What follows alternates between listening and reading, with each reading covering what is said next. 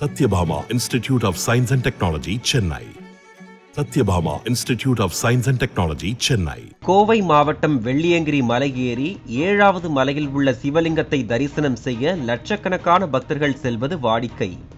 அந்த வகையில் ராணிப்பேட்டை மாவட்டம் சோளிங்கர் லிங்கரெட்டி வீதியைச் சேர்ந்தவர் தமிழ்ச்செல்வன். 22 வயது பிஎஸ்சி பட்டதாரியான இவர் தனது நண்பர்களுடன் வெள்ளியங்கிரி மலை ஏறி உள்ளார். இரவு மலையேற தொடங்கிய நிலையில் அதிகாலை 4:30 மணியளவில் 6வது மலையில் சென்று கொண்டிருந்த போது தமிழ்ச்செல்வனுக்கு திடீரென மூச்சு திணறல் ஏற்பட்டது. இதனால் அவர் மயங்கி கீழே விழுந்தார். இதை கண்டு அதிர்ச்சியடைந்த நண்பர்கள் அவரை பரிசோதித்து பார்த்தனர். அப்போது அவர் உயிரிழந்து விட்டது தெரிய வந்தது.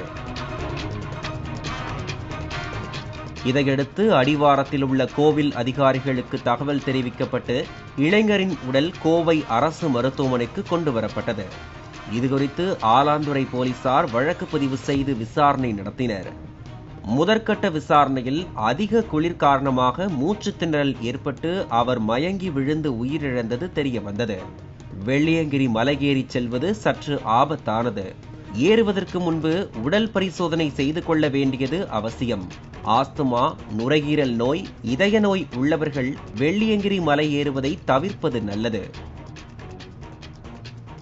Satyabhama Institute of Science and Technology, Chennai. Satyabhama Institute of Science and Technology, Chennai.